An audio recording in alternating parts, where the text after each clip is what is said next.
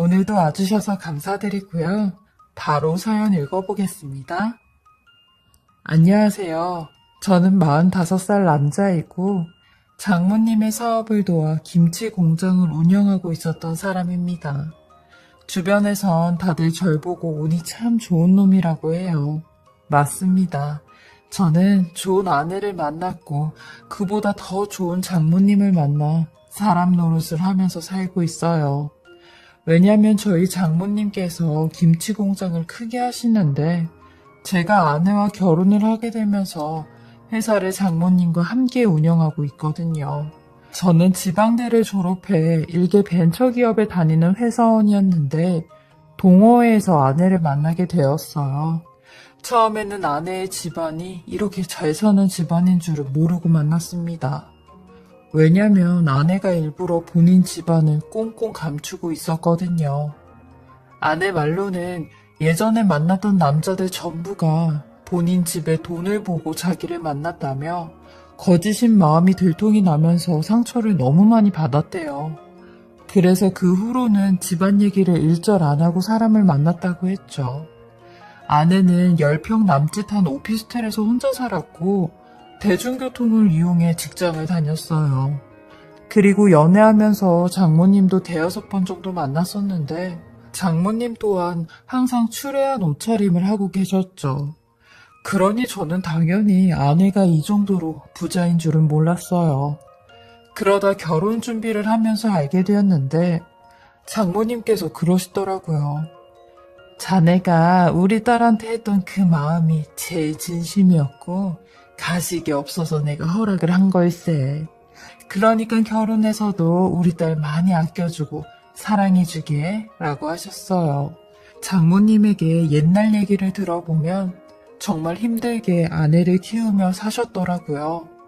장인어른이 일찍 돌아가시면서 아내를 혼자서 키우고 별의별 일들을 다 겪으셨다는데 한 번은 어린 아내를 얻고 추운 겨울날 김치를 팔다가 어린 아내의 손과 발에 동상이 생겨 병원을 갔고 동네 사람들에게 김치를 아르마리 팔다가 억울하게 신고를 당한 일까지 다사다난한 일들을 겪으며 김치 사업을 하셨다고 했어요. 그러니 장모님은 지금 하시는 이 김치 사업을 후세에게 물려주어 가업으로 삼고 싶어 하셨어요. 본인의 피와 땀이 섞인 사업이었으니까요. 근데 물려준 후세가 제 아내와 저밖에 없었기에 저한테 조심스럽게 회사를 그만두고 사업을 해보지 않겠냐고 제안을 하셨죠. 저는 이런 장모님의 러브콜에 뒤도 안 돌아보고 바로 직장을 그만두었고 결혼을 하자마자 장모님의 사업을 돕기 시작했습니다. 저로서는 로또도 이런 로또가 없었죠. 저희 어머니께서도 정말 좋아하셨는데 네가 복이 많다며 장가 가서도 항상 장모님하고 아내한테 잘하라고 하셨어요. 저희 어머니가 결혼에 대한 한이 있으신 분인데 평생 2번째 부인이라는 꼬리표를 달고 사셨어요. 아버지가 총각 행세를 하면서 어머니를 꼬셨다는데 어머니는 아버지가 유부남인지 전혀 몰랐대요. 나중에 결혼을 준비하면서 아버지의 첫째 부인이 나타나 이 모든 사실을 알게 되었다고 하더라고요. 심지어 애까지 들쳐업고 어머니 앞에 나타났다는데 어머니는 아버지한테 속은 걸 알면서도 그때는 뭐가 그렇게 아버지가 좋았는지 결혼을 감행했다고 하더라고요. 그러니 어머니는 졸지에 가정이 있는 남자를 뺏은 여자가 되어버린 거죠. 사람들은 아버지가 어머니를 속였다는 건 몰랐으니까요. 그렇게 아버지는 결혼을 준비하면서 이혼도 같이 준비하셨다는데 엄마 말로는 한 2년 동안은 가족 모임도 밖에도 잘 나가지 못했다고 하셨어요. 평생 손가락질 받을 짓을 본인이 자처했다고 하셨죠. 근데 아버지는 이런 어머니한테 잘하긴 하셨어요. 평생을 우리 마누라 하시며 이뻐하시고 손에 물도 안 묻히게 하셨죠. 본인보다 7살이나 어린 엄마가 얼마나 고맙고 미안했겠어요. 그렇게 아버지는 63년을 사셨고 저 29살에 돌아가셨어요. 아버지가 돌아가시고 엄마가 저한테 하셨던 말이 있는데, 희재야, 너는 네 아버지처럼 살지 말고 제대로 된 가정을 이루면서 살아라. 네 아버지도 저렇게 오래 살지도 못할 걸 무슨 호기를 부리면서 살았는지 몰라. 라며 일찍 돌아가신 아버지를 애증하면서 사셨죠. 근데 제 결혼 소식에는 두 팔 벌려 잘 됐다고 좋아하셨어요. 그리고 결혼하기 전에 장모님께서 직접 운영하시는 회사와 공장을 갔다 왔는데 제가 생각했던 것 그 이상으로 어마어마한 규모를 자랑했어요. 공장도 2개나 돌리시더라고요. 제 성격이 워낙 남자치고는 포부도 작고 야심도 없어서 뭘 추진하는 성격이 아니에요. 근데 장모님의 사업체를 보곤 어깨가 조금 무거워졌지만 왠지 모르게 자신감이 생기더라고요. 그렇게 저는 결혼 전부터 장모님 밑에서 일을 배웠고 아내의 도움으로 회사 경영을 시작했어요. 장모님은 딱 60이 되면 사업에 손을 댄다고 하셨거든요. 그때까지만 일을 하고 그동안 못 해본 걸 하시면서 평생 다녀보지 못한 해외여행도 다녀보고 취미생활도 하실 거라고 했어요. 그리고 손주들이 태어나면 손주들 재롱이나 보고 남은 여생을 편하게 보내고 싶다고 하셨죠. 그러니 저한테도 어차피 우리 딸하고 결혼할 거 일도 빨리 배우라고 하셨어요. 그래서 결혼 전부터 일을 배우기 시작한 거죠. 장모님은 일적인 부분에선 굉장히 엄격하셨는데 처음에는 김치를 만드는 재료부터 공부하라고 하셨어요. 그 다음엔 김치를 직접 담그라고 하셨죠. 그게 다 끝이 나고서야 경영을 배웠어요. 경영을 하는 데만 3년이 걸렸죠. 3년 동안 힘든 일도 있었고 자존심이 상하는 일도 많았지만 이것 또한 과정이라 생각하며 열심히 일을 배웠습니다. 그리고 그 사이에 저와 아내의 소중한 쌍둥이 아들들이 태어났는데 역시 저희 장모님은 손자들이 태어나자마자 저희 집에서 같이 사시면서 애들을 돌봐주셨어요. 장모님 평생 소원이 자식을 많이 낳아서 키우는 게 소원이었는데 그걸 못 해봐서 손주들은 꼭 본인 손으로 키워주고 싶다고 하셨거든요. 그리고 환갑이 되시던 해 결혼 전에 하셨던 말씀대로 모든 경영과 일선에서 손을 놓으셨어요. 그리고 명예회장이라는 직함으로 자리를 지키시고 계셨죠. 저 또한 7년 정도 회사 일을 하다 보니 이제야 좀 회사 돌아가는 상황을 알게 되었고 매출도 점점 늘고 있었어요. 장모님 또한 저의 공에 만족스러워 하셨죠. 근데 그러던 어느 날 장모님께서 저한테만 할 말이 있다며 아내 모르게 단 둘이서만 만나자고 하시는 겁니다. 그래서 저는 장모님과 만났고 장모님께서는 다짜고짜 김서방, 이번 달부터는 내 월급 통장으로 800만 원씩 더 보낼게. 그리고 우리 지윤이한테는 내가 이런 말 했다고 하지 말고 알겠나? 라고 하시더라고요.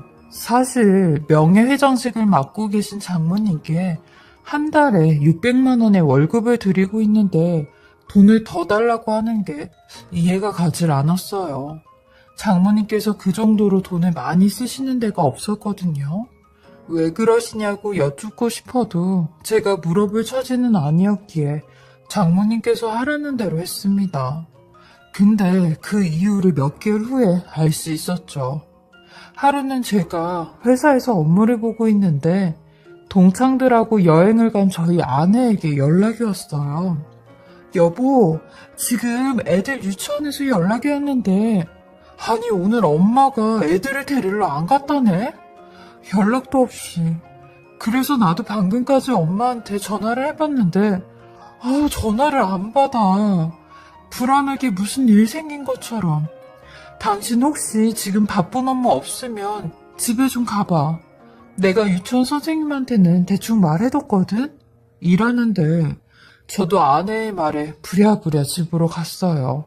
혹시나 장모님이 쓰러지셨을 수도 있다는 생각에 겁도 났죠. 그렇게 집에 도착했는데 아니, 집 거실에 웬 남자가 떡하니 누워있는 겁니다. 저는 너무 놀라 그 남자한테 당신 누구냐고 소리를 질렀어요. 그리고 제 목소리에 샤워를 하다 말고 장모님께서 뛰쳐나오시는데 하필이면 그때 그 장면을 보게 된 거죠. 장모님은 저를 보고 쩔쩔매는데 그 남자는 아주 여유를 부리며 당신은 누군데 나한테 소리를 질러? 라고 큰 소리를 치는 겁니다. 그러니 장모님이 그 남자를 어르고 달래는 것처럼 우리 사위야 사위 자기 많이 놀랬어? 라고 하시는 겁니다. 저는 입이 떡 벌어져 이게 무슨 상황이냐고 장모님한테 물었어요. 그러니 본인이 만나고 있는 사람이라고 아주 조심스럽게 말씀을 하셨죠. 딱 봐도 저랑 나이가 비슷해 보이는 아주 젊은 남자였어요. 누가 봐도 장모님을 일부러 꼬시려고 접근한 사람 같았죠. 저는 이건 아니다 싶어. 장모님, 저 남자 때문에 그렇게 월급 더 달라고 하시고 애들 엄마한테는 비밀이라고 하신 거세요? 아휴, 장모님, 딱 봐도 저 남자 장모님 이용하는 사람이잖아요. 라고 했다가 장모님한테 된통 혼이 났어요. 박서방, 사람 그렇게 안 봤는데 박서방이 뭔데 내가 만나는 사람을 평가하고 있나?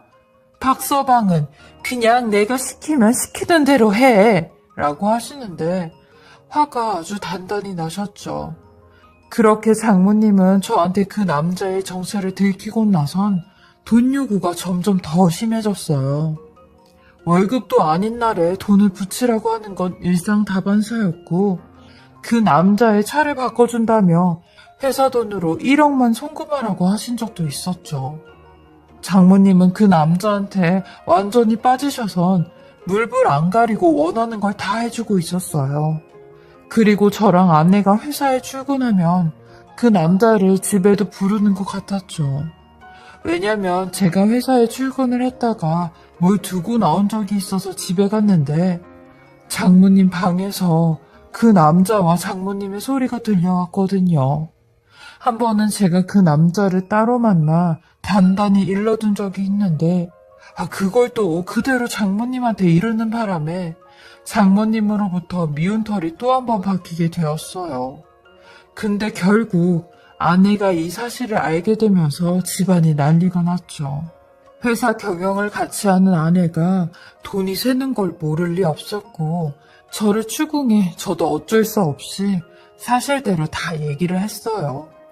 그러니 장모님은 맞벌 작전이라도 펼치는 듯이 그 남자와 혼인신고를 하겠다고 공표를 해버린 겁니다.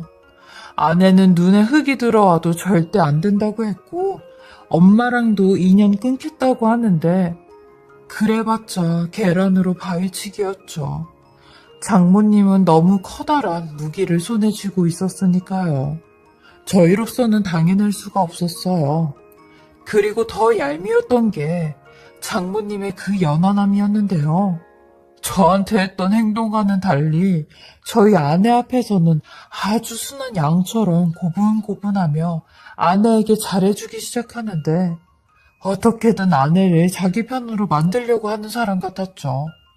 사람을 얼마나 잘 홀리던지 아내도 금세 그 남자를 좋게 생각하기 시작했어요.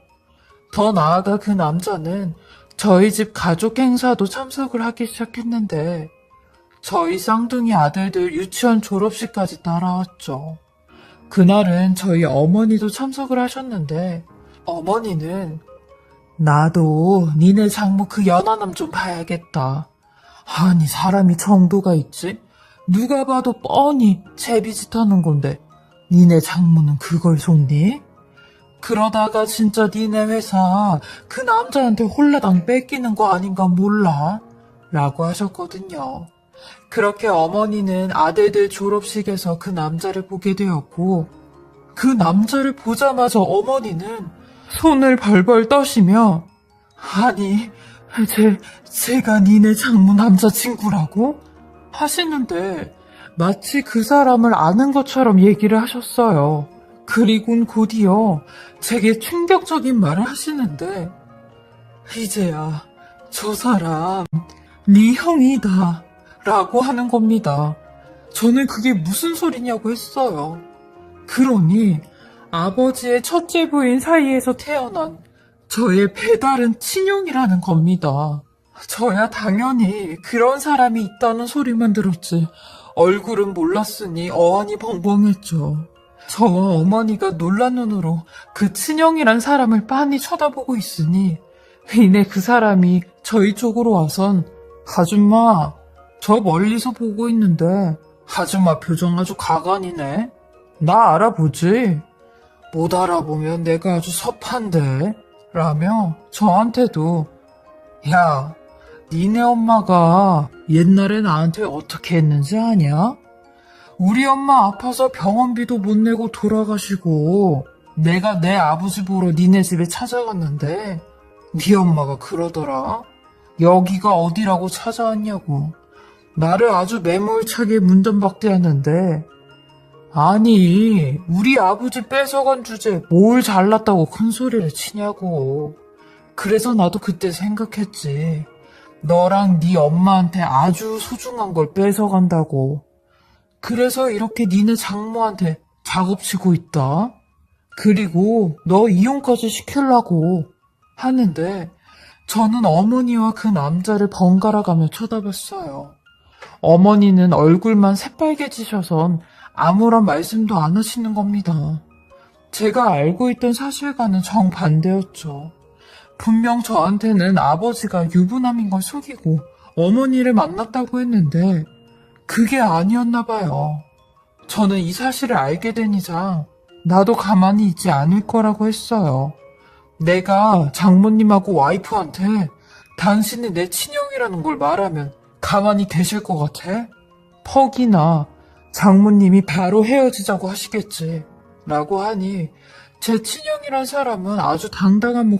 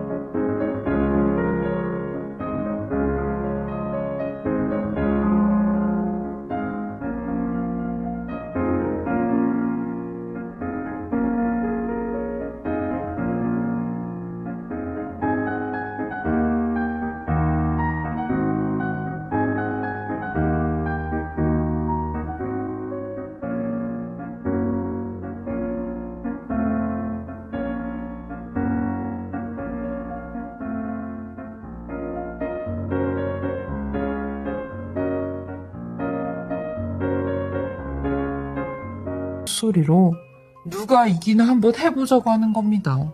저도 그러자고 했고 그날 바로 아내한테 장모님이 만나고 있는 그 남자 사실은 내 친형이야 라고 말을 했어요. 그러니 아내가 얼굴색 하나도 안 변하며 다 알고 있다고 하는 겁니다. 장모님은 아예 이 사실을 처음부터 알고 계셨다는데 친형이라는 사람이 저는 본인을 모르니 그냥 모른 척을 하고 있으라고 했대요. 그러면서 와이프는 저희 어머니 흉까지 보기 시작하는데 내가 얘기 다 들어봤는데 어머님 너무하셨더라. 아니 어떻게 애 딸린 유부남을 뺏을 수 있으셔? 그 얘기 듣고 어머님 보는데 좀 달리 보이긴 하더라.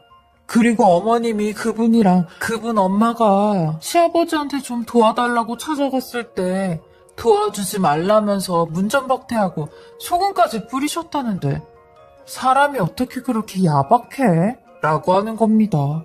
저도 아내의 그 말에 화가 나 지금 누구 편에 드는 거냐고 했어요. 증거 있냐고. 우리 어머니가 그랬다는 증거 있냐고 하니 저희 싸우는 소리에 장모님이 되려 저한테 소리를 지르시며 어디 내 딸한테 큰 소리를 치냐고 하셨어요. 자네 어머니가 잘못한 거 얘기하는데 그게 뭐 틀렸냐고 하셨죠. 이건 뭔가가 잘못돼도 한참을 잘못된 것 같았어요. 완전히 제 친형이란 사람한테 넘어간 것 같았죠. 결국 장모님은 친형과 혼인신고를 하였고 저희 회사까지 대표로 들어앉게 되었어요. 그러면서 저한테 하는 말이 다음엔 네 차례다. 내가 너 이혼시키겠다고 했지? 라고 하는데 그 말을 듣자마자 온몸에 소름이 다 돋았어요. 저 사람이라면 정말 그렇게 할 것만 같았죠. 저는 이렇게 된 이상 어떻게든 아내 곁에 붙어 있으려고 했어요. 근데 그러면 그럴수록 친형은 장모님 뒤에서 장모님을 조종하기 시작했고 저는 장모님에게 미운 털이 박히기 시작했어요. 저는 이런 장모님에게 어떻게든 점수를 따려고 했고 저희 어머니의 과거를 만회하려고 하다가 무리한 투자로 회사에 막대한 손해를 일으키게 되었어요. 결국 아내가 저한테 이혼을 요구하더라고요. 제 발에 제가 걸려 넘어진 것 같았죠. 제가 이혼은 절대 안 된다며 강경하게 나가니 이혼 소송까지 걸더라고요. 어머니는 이게 다 내 탓이라며 내 잘못이라고 가슴을 치고 통곡을 하시는데 제 이혼 소식을 듣고는 스트레스 때문인지 대장암까지 걸리시게 되셨어요. 저는 양육권도 가지고 오지 못했고 재산 분할도 절반을 받긴 했지만 와이프 명의로 된 재산은 별로 없었기에 많이 가지고 오지도 못했죠. 한 달에 한 번씩 양육비는 줘야 했는데 40살이 넘은 제가 어디 취직하기도 어려워 막노동을 하며 양육비를 주고 있었어요. 그리고 어머니와 함께 살면서 하루하루를 술로 마무리하고 있었죠. 그러던 작년 결국 온 집안이 풍비박산이 나고야 말았습니다. 제 친형이라는 인간이 회사 돈을 횡령해 노름을 하다가 빚까지 지면서 회사가 날아가게 되었고 장모님과 아내는 거리로 내앉게 된 겁니다. 그러면서 친형은 회사 돈 횡령으로 3년 6개월의 징역을 선고받았고 장모님과도 이혼 소송 중에 있다고 했어요. 아내는 울면서 제 탓을 하는데 저도 어이가 없어서 이게 왜 내 탓이냐고 했어요. 친형을 선택한 게 당신이랑 장모님 아니냐고 하니 우리 집에 니네 두 형제가 들어온 게 그게 제일 잘못이라고 하며 왜 하필이면 우리 집이었냐고 하는 겁니다. 그래서 현재는 쌍둥이 아들들은 제가 보고 있고 아내와 장모님은 어디 월세방을 얻어 식당에서 일을 하고 있는 중이라고 했어요. 사람 인생이 꼬인다 해도 이렇게까지 꼬일 줄은 상상도 못했는데 도대체 제가 무슨 죄를 지었길래 이런 벌을 받고 있나 원망을 하며 사는 중입니다. 저의 기구하고 기가 막힌 이야기 들어주셔서 감사하고요. 제 이야기 들어주신 모든 분들 건강하시며 행복하시길 바라겠습니다. 지금까지 커피앤톡이었습니다. 오늘도 제 채널을 봐주셔서 감사합니다.